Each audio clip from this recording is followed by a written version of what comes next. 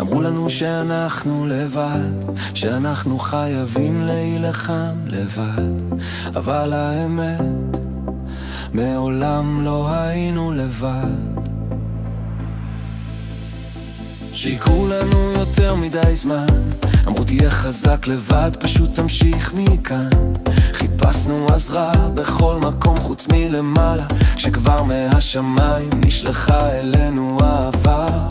לא רוח רפאים, לא אגדה ישנה, לא דת קרה, מאבן קבועה. הוא חי, הוא אמיתי, עומד לצידך תמיד, רוח הקודש המדריך היומי שלך תמיד. אבל אנחנו בלחץ, רצים בלי מנוחה, מחפשים תשובות בלי שלווה ובטוחה, שהוא קרוב אליך כמו הנשימה, מחכה שתילחש, עזור לי בבקשה, דבר אליו, זה לוקח רק רגע, הוא כל כך קרוב יותר ממה שאתה מדמיין עכשיו. בשמחה, בסערה, ברעש, באפלה, אתה לא לבד, דבר אליו, דבר אליו, דבר אליו. כשהדרך קשה, כשהכוח נגמר והלב נחלש, גם כשהכל נראה אבוד ומאומם, רוח הקודש כאן, דבר אליו. כשאתה יוצא מהבית עם אור הבוקר, רוח אלוהים, לך איתי היום, אדרך כל צעד. נוסע מהר ואף אחד לא מפנה מקום, דבר אליו, תראה איך הכל משתנה פתאום.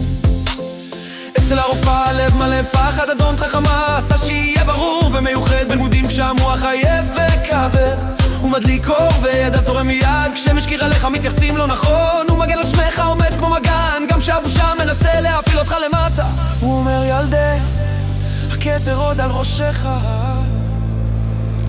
רוח ישוע, רוח אהבה, של רחמים, של שלום, של שמחה. הוא מכיר אותך יותר ממה שאתה מכיר את עצמך, כל דמעה, כל זעקה שקטה בלב שלך, אפילו שערות ראשך נספרו כבר מזמן, אז למה לפחד כשאתה מובל בידיו כל הזמן?